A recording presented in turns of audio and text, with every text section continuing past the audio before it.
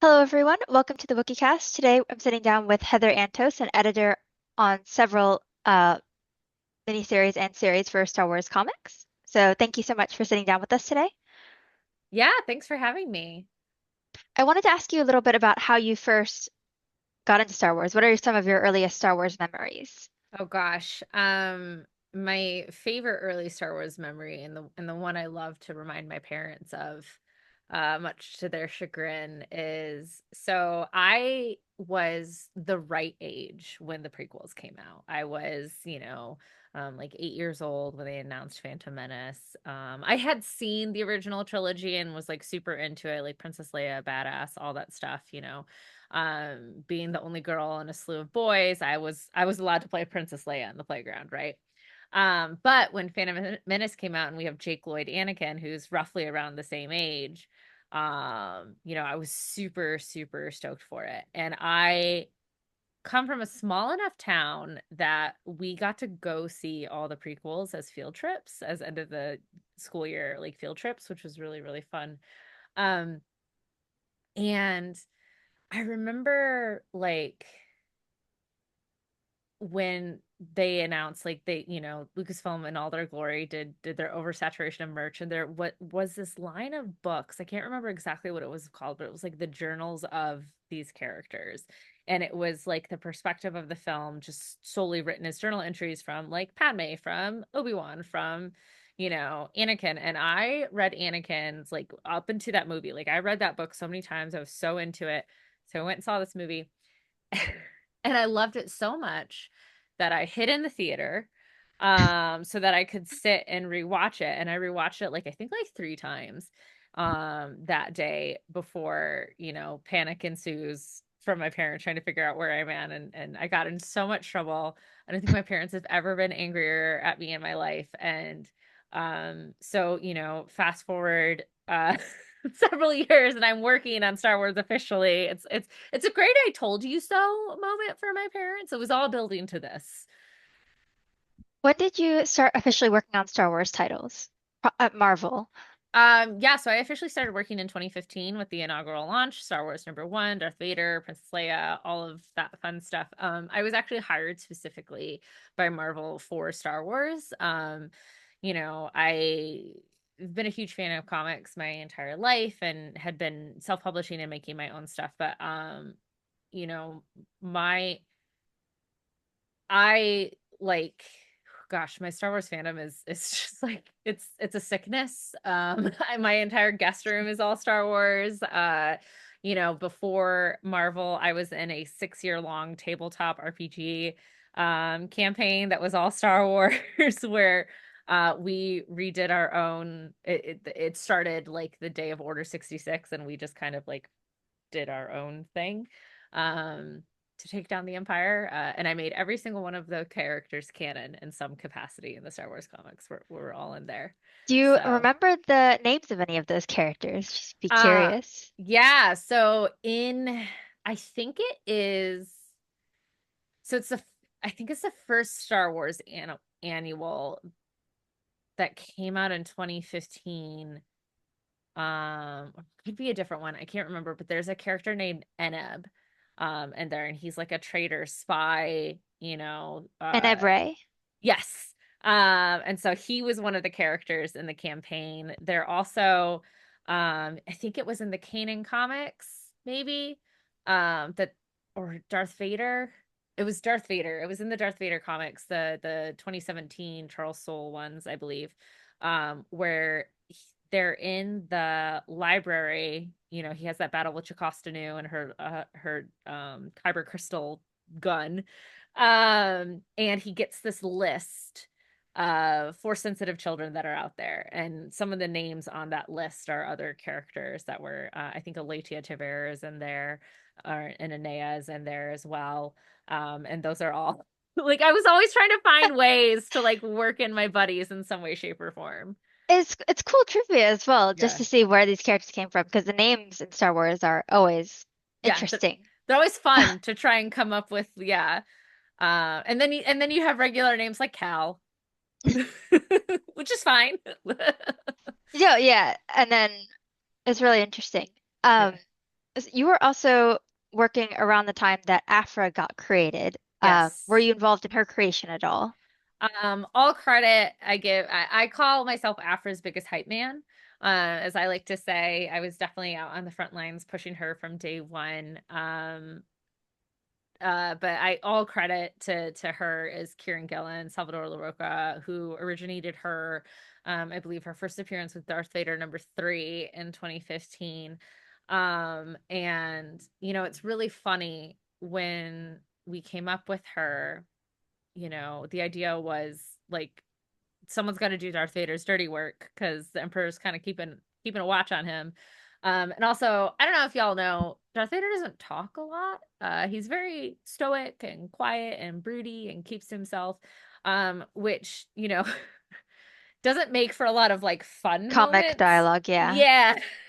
In comics. And so we kind of needed that annoying sidekick.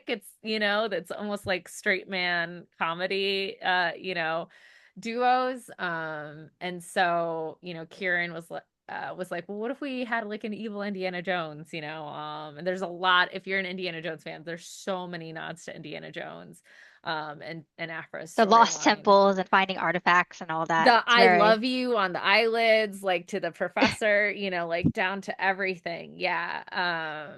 She's great. And I remember when that issue first came out, like no one was expecting it to take off, her to take off in the way that she did. And I remember like stopping at a comic shop and them saying like issues are already going up on eBay for like, $20 and $25 each because she was, and we didn't realize this, like she was the first like non-EU character, like really, that was brand new in the time period in the comics. And so people were like really onto her from the beginning. And how she, Triple Zero, BT, Black Chrysanthemum, how all of those guys have kind of taken off and expanded beyond the comics has been surreal. It is kind of interesting because obviously if you were there from kind of the beginning of the canon reset, there's a lot of room to play with, I almost want to say, back Mm-hmm. then, because there wasn't the sequels weren't all out. There was a lot more wiggle room. So, what kind of inspired some of the topics that you guys chose to cover? Because you're trying not to step on the toes of the future filmmakers, but you also want to just come up with stories. Yeah, it definitely was a process. It wasn't as easy to play as I think you might think. Yes, it was a canon fresh restart, but it was a fresh restart for a reason, right? The EU had gotten kind of messy. Everyone's dead, alive, retcon, kids, whatever, right? And nothing's really like canonically making sense, if you actually sit and look Wikipedia at it knows all. all the Yeah, contradictions. exactly. It's crazy. It's pretty crazy. And yet people still want to argue about canon. I digress. But at that time, Luke, and still Lucasfilm was trying to be very intentional about the stories that they're doing. And canon kind of has like a hierarchy, right? The movies are always going to be the quote unquote most canon, followed by the TV shows, the games, and then publishing. um and so, comics have to play with what is going up above them, but what's above them doesn't have to like look down, right? And so, we would pitch all of these ideas. And Lucasfilm really liked when we created characters like Dr. Aphra because then they don't have to get approval to do anything, right? They don't have to run it through any hoops. They don't have to, you know, but that initial period was really fun, especially when the marching orders were, A New Hope just ended. Now you have the comics. What stories do you want to tell? And so we got together with Jason, with Mark, with Kieran, the original writers of the first two comics, and we looked at, where did the characters end at A New Hope and where do they start at Empire, right? What has changed?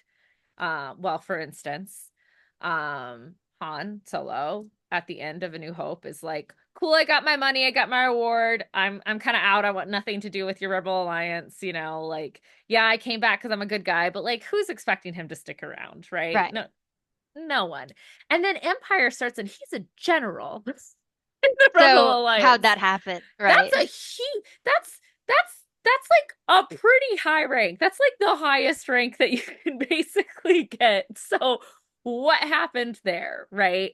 Um, Darth Vader just got the Death Star blown up at the end of A New Hope. And yet at the beginning of the Empire, like he's back on the Emperor's good side, like, nothing to stop. So there's a journey that has happened there. Also in Empire, right? Um Vader knows that Luke is his son, but he doesn't know that in A New Hope. And that was one of the cool stories that we got to pitch was getting to tell the story of how Darth Vader found out that Luke Skywalker was his son. And it's really cool to be a part of comics in this way where yes, these movies have existed for well now almost 50 years, right? We're closing in on 50 years. Um and we're getting to tell stories that color in and kind of change how you view these films that have existed for, longer than any of us have been alive. And that's like really, really cool. Even for some of the other characters like Leia with her miniseries, just exploring what she was up to, at the aftermath of the loss of her planet, Yeah. finding all the Alderaanians, being like, hey, still your princess. Yep. I got you. I, you also did some work on the original Darth Vader run, as you said, with the whole Jocasta Nu. What was some of the inspiration behind that? Because that picks up from the end of Revenge of the Sith, and he's obviously grieving to some degree, but that's also very interesting because that gap of time was very empty back Yeah. then. Yeah, yeah. So that series came about in a particularly interesting way. I don't know. How much can I say? Um, so the original Kieran Gillen's Darth Vader run ended with 25 issues, kind of right around the time of Rogue One, which was kind of like seamless timing. But, we wanted to continue to tell Darth Vader stories, in some capacity. But we didn't just want to like pick off where Kieran ended. We wanted to, do something different. And around the time around that time is when Lucasfilm was beginning all the plans for like the Vader's Castle, like VR stuff that happened, and all of that was kind of percolating, and how it appeared in like Rebels and all of that stuff. All of that stuff was kind of percolating behind the scenes. And so they were like, ooh, what if we got to tell, that era of Vader? Um, and that was really interesting because, you think about Anakin and Revenge of the Sith, and he's like the definition of angst. Like that kid's emo playlist has got to be, insane. Yeah. Hawthorne Heights for days. And and but then again, you hit A New Hope, you hit Empire, and he's very stoic. He's very pensive. He's very intentional and, mature in a way that we obviously don't see 20 years prior with this like more Anakin, less how did he become Vader? How did he, Because and that I guess he was still kind of thinking himself of like he keeps forgetting that his wife is dead. He's like, oh, yeah. So right, right. He's still like in the midst of his, well, I mean, his whole grief, life I is guess. trauma. But yeah, he's in the midst of his grief. He's in anger. And and he's sloppy and he's messy. And getting to tell the story of how he built his first lightsaber, I think that was one of my favorite things to do, like killing the Jedi, this badass Jedi who survived Order 66, right? And making his crystal bleed. Like that was really, really cool to get to do. I think it's also fun when you bring back characters from the movies like Jocasta Nu to see Mhm. like why didn't the Empire have tons of Jedi information? Right. I guess, which has played a lot into future Star Wars works as well that have covered that time period that they Yeah. just didn't have that information. So it's Yeah, interesting. no, it was cool to like bring her in and like show like no, no, no, she's a Jedi too. Like she can hold her own.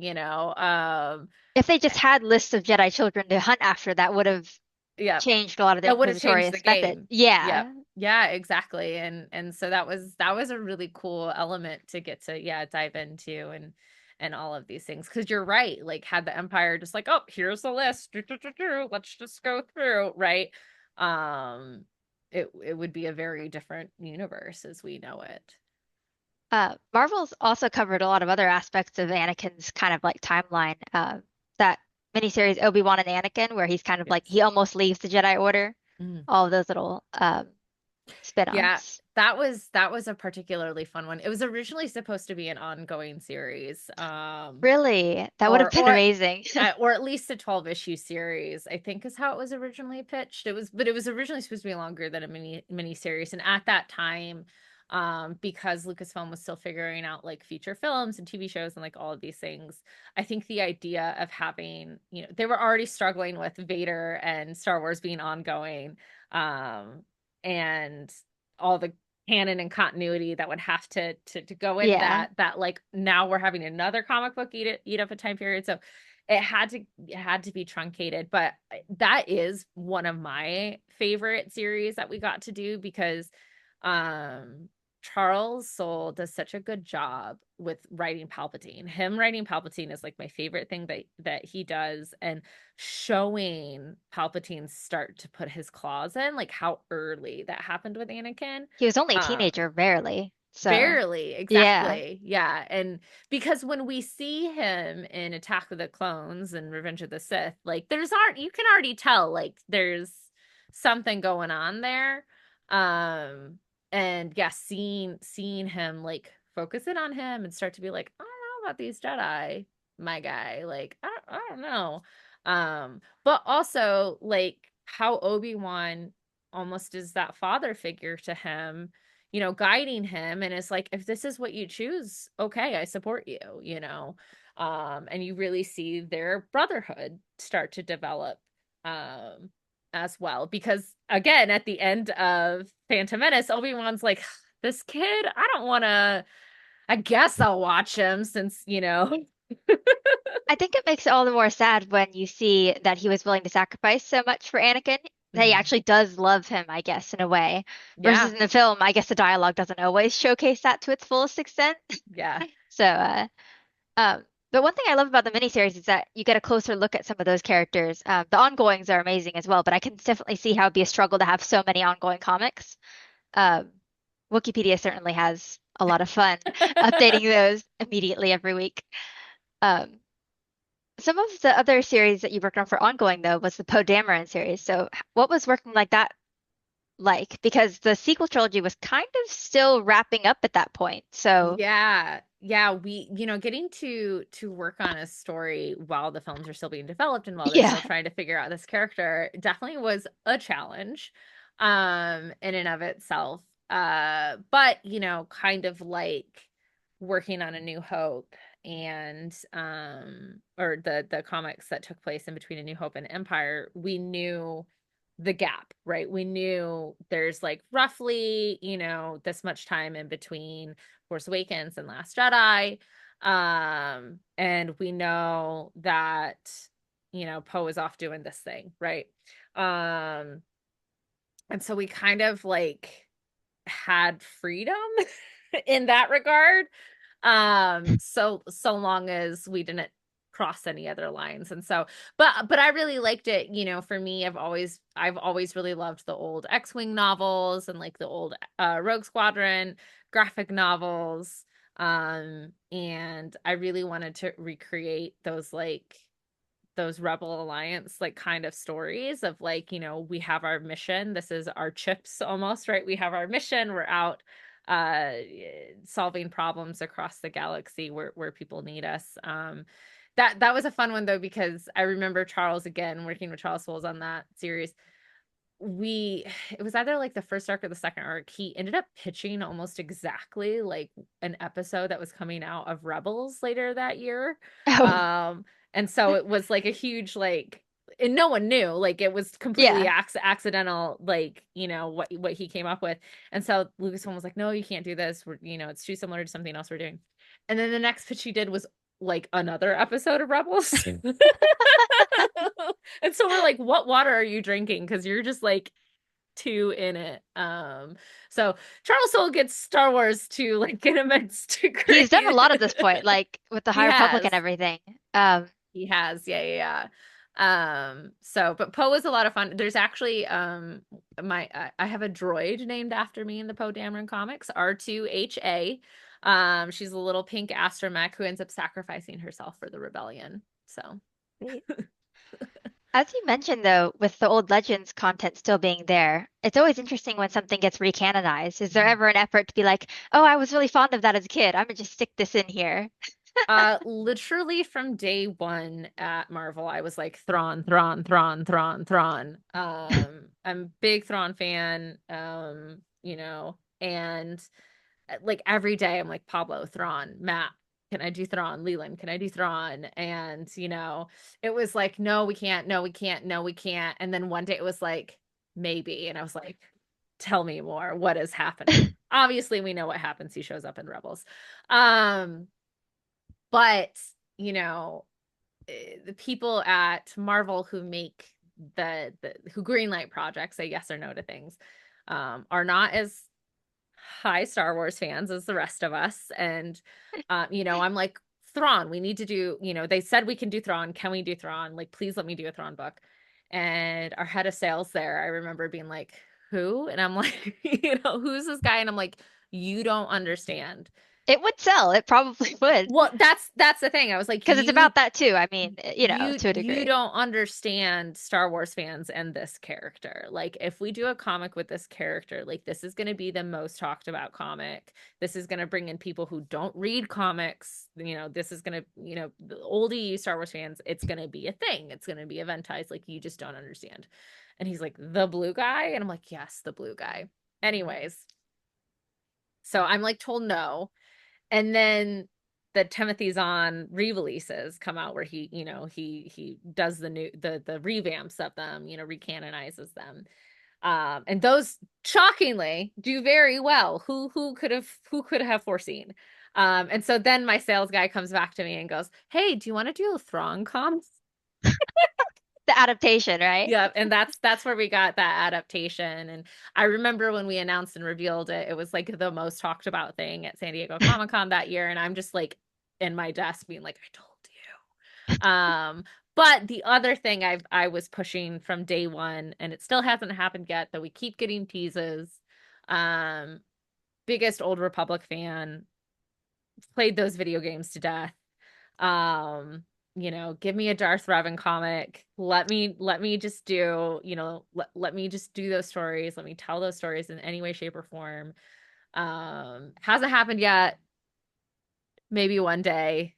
We keep getting little tidbits here and there, right? We keep getting There's like Yeah, the Rise of Skywalker Original Dictionary had all of these Sith names, all and they're all I just recanted, but they're only mentioned once as like the but name and of a the legion. visual iconography and like Yep. everything, I'm like, guys, like just do it. Like, Darth Bane is another one that keeps appearing just at yep, random spots in the new canon, and yep. it's infuriating. Yeah, I know, because it's just like just do it. Like, Just do like it. we know we know it's coming, so just like do it. I definitely get the excitement. Um, I was curious if you could talk a little bit about the process of it's like adapting things rather than writing new stories, though, because some of the things you worked on were adaptations to a Mhm. degree. So how does that come about? Yeah. So we did the Force Awakens adaptation, the Last Jedi adaptation, the Rogue One adaptation. Like, they just announced the Rise of Skywalker adaptation is continuing. Like, I think That's literally exciting. It today, was as of so yeah. yeah. So yeah. So that is really really exciting. The adaptation process was definitely a learning process for everyone involved. You know, working the era of Star Wars comics that I was working on with Lucasfilm was definitely like them figuring out how they wanted the comics to be and how they could be used. Definitely afraid of giving too much power to the comics, and us like really like, but let us do cool things, right? And definitely a give or take. Um, and with that first adaptation, I think there was a lot of like, understandably, like the filmmakers didn't want anything changed. They definitely, like, if you're going to adapt it, just adapt it. And so we were basically told, any dialogue has to be exactly dialogue from the film. You can't, it has to be like a one-to-one, But it's a basically. different format, so it's difficult. So it doesn't work, right? How am I Right. going to fit? Like, I have to serialize it, first of all. Like, I have to make it one, two, three. I have to make it Yeah. episodic in some way, shape, or form. And secondly, like, there's no way we can fit a 2-hour movie into, 100 pages of comic. Like, it's just not possible to effectively tell that story. And so it definitely was a struggle. There was also the issue of, if you want it to be exact, but you also want the comic to come out the same time that the DVD hits sales, you have to give me access to a script. You have to give me an access to reference. Because how else is an artist going to draw everything? How else is the writer going to have, exact information, whatever. And I'll never forget, because again, this is a learning process. Everyone is figuring out how comics are made. And we were told we'll just have them watch the movie. And I'm just like, so my artist is just gonna go to the theater and just like scribble everything down. And Disney Plus wasn't a thing back then, so you This couldn't like pause it and No, exactly. So it was a whole process, but it came out, and shockingly, fans were not thrilled to see an exact replica of they wanted further, like information. deleted And scenes kind of tucked in there. exactly. Yeah. Exactly. They wanted, who could foresee that?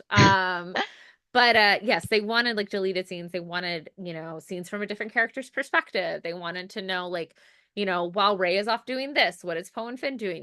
They wanted that sort of thing.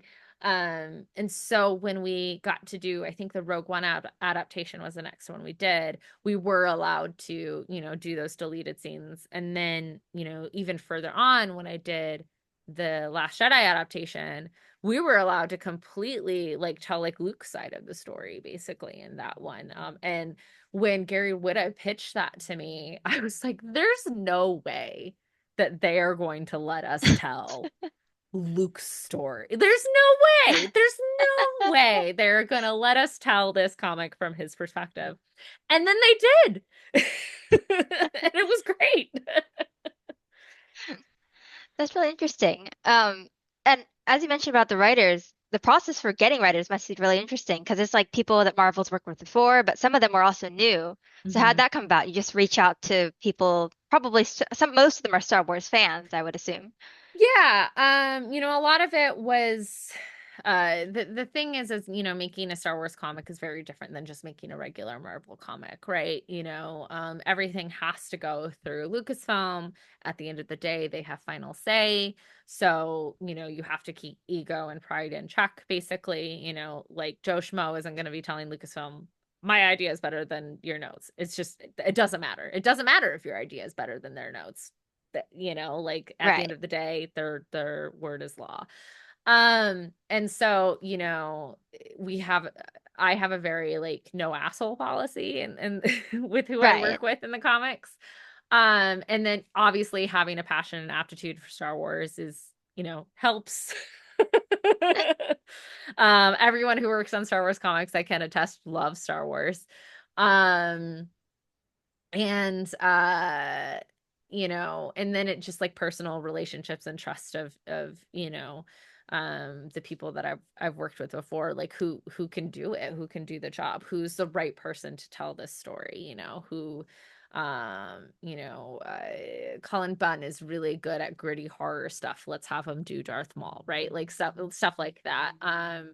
So yeah, it was definitely especially in those early days, everyone wanted to work on Star Wars. My email was constantly full of like writers and artists that are just like, please, please, please let me work on Star Wars. I will do anything. And you want to give everyone jobs, but there's only You so have to be many. selective and you want to pick the Well, best, and there's only best so story. many. It's as I tell people, only one person can write like Star Wars the main title at a time. Like that's just it. It's only one person can do it. And so um yeah, there's a lot of factors that definitely go into it, for sure. And even for artists too, like artists, you know stylistically, like you have to not only be able to draw the world and tell a great story, but like actors likenesses, and Has Han to be Luke. pretty exact. Yeah, and Han, Luke, and Leia, Harrison Ford, Carrie Fisher, and Mark Hamill are all unfortunately not easy people to draw, I've heard from artists. Their likenesses, every single one of them are like very difficult likenesses to do, which is interesting.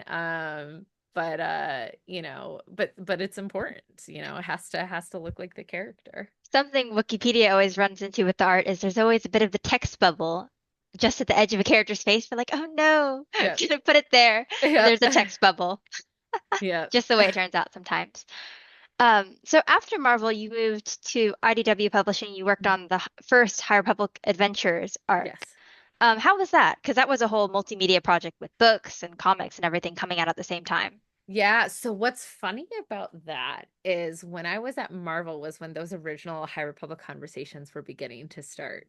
Like very early on it was this idea because again, like I said, like, there was a lot of hoops to jump through doing anything with like your Han, Luke, and Leia's, your Vaders, your any of the characters that show up in TV and movies because, those are the big toys and everyone wants to play with them. And so Mike Seglain, who is the creative director for Disney Publishing, for Lucasfilm Publishing, had this idea. I mean, it all originated from him of, we want to do this publishing event that only takes place in publishing. So basically we can control everything. And he worked with Story Group and like, what's the chunk of time basically that you are giving us? Where are we allowed to play? Um, and that's where, the original core group of writers, Claudia Gray, Charles Soule, all of those folks, Kevin Scott, like all got together, did the whole Skyrocker Ranch thing, right? And came up with the High Republic and the stories and all the phases, right? That we all know. Um, so that got announced after I had left Marvel, but then yeah, I joined IDW right when High Republic was coming out, and so I jumped right back on, and it was funny getting back on the phone and talking with them, and like I already knew what everything was. It was just like now I'm coming at it from the kids comics side, so which was so much fun to get to do. But still just as unfortunately, um, just as complex as doing the stuff that ties in with the films. It's also COVID. That probably impacted that project a little bit. Not really, because most of what we do is over email and phone and Zoom Gotcha. I anyway. know the Light of the Jedi got like its publishing date pushed back a few months or something. So Yeah, publishing dates got shifted only because like, distribution and things like that, but it didn't stop the creation process of anything. We were still like creating stuff the whole time. For comics, great, it gives us more time to get ahead of schedule. So um, but but yeah, like, yes, we aren't dealing with film people saying, no, Luke Skywalker can't do that. We're also now trying to coordinate between like four different publishers. So, it was still very complex. It still is very complex to work on. And I find it funny, actually. I was talking with Justina Ireland, about this at a convention last year, and Claudia Gray too, how, this whole thing was conceived to just solely exist in publishing so that we would have more control. And then it was very successful. And as soon as anything gets successful, especially in the world of Disney, they're like, great, now let me play with it. Acolyte. And right, and we got Acolyte, it appeared in the Jedi Survivor, all of this other stuff, it's appearing at Galaxy's Edge, it's appearing everywhere. And as soon as it starts appearing everywhere, suddenly other people have opinions on what you can or cannot do with characters that you created and worlds that you created. And so it's fallen into the same trap that all other things have fallen on, which means it was successful, but also the defeated the purpose of the whole thing to begin with. Almost on a smaller scale, did you have to coordinate between publishers? Oh, you can't release this comic because it'll spoil this one, or this book will spoil this comic entirely. So yes and no. I became very good friends with Elizabeth Schaefer and Tom Holler, who are the editors on the Star Wars comics over at they're not what is it? Random House Worlds now, Del Rey. Originally Del Rey, now Random House Worlds. And so we would just share manuscripts and comics PDFs back and forth with each other to make sure we were all up to date on things.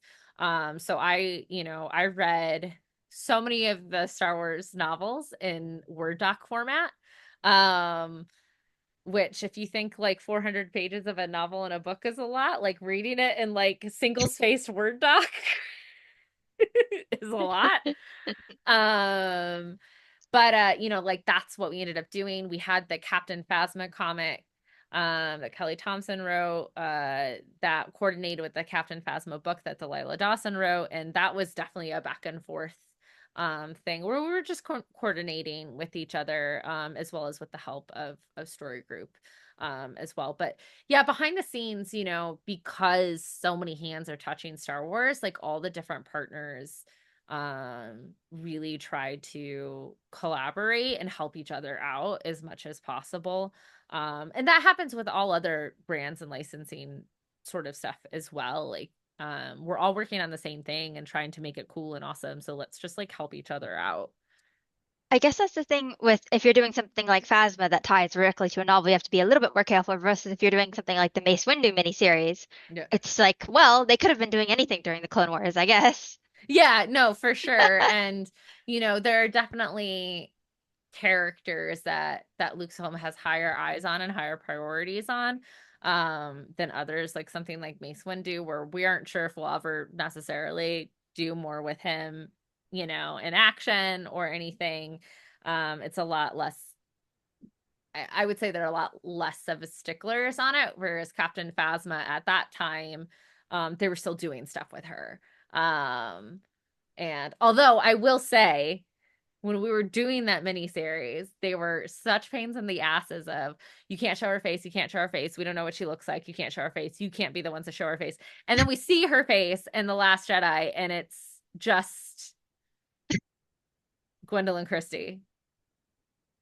It's not like makeup or anything. Yeah, I was just like, so why? Okay, the actor looks like the actor. I don't know what the big reveal is, but I guess the Mandalorian kind of had something similar with the whole like helmet on yeah. until the big moment, Yeah, maybe. and then it's just Pedro Pascal. I'm like, yep, that is what he looks like, correct. Um, so with your current work, do you have any upcoming projects that folks should keep an eye out for? Yeah, so I've now I would now work on the other Star franchise. I'm sorry, Star Wars. But yeah, the last couple years of my life I've been editing all the Star Trek comics over at IDW. So I definitely encourage you guys to check them out. Um we have upcoming early 2025, we have our Lore War event, which is basically Secret Wars with House of M and Star Trek. The evil android lore has rewritten the universe. Good guys are bad guys. People who were dead are now alive. Lots of crazy stuff is happening. Bringing in characters from films, animation, everything across the board. It's a lot of fun. And we also just revealed on the Nerdist last week. Ugh, I'm so excited about these. The Takashi Okazaki, the creator of Afro Samurai, he did a wonderful set of samurai Klingon variants for us, which are super, super badass. So if you guys are fans of like oh, I can't remember what toy company, but the one toy company, was it Kotobukiya, who did the samurai like Darth Vader and like stormtroopers. It's Klingons done in a very, very similar style, and they're just the coolest thing. They're just so, like every time I got a cover in my inbox, I was like, I can't believe I commissioned that. Like this is for me. Like it's so cool. So definitely keep an eye out for those. Was definitely inspired by the samurai like Darth Vader and stormtroopers and all of that stuff when doing them. So If people would like to keep up with you, what social media platform should they look for you on?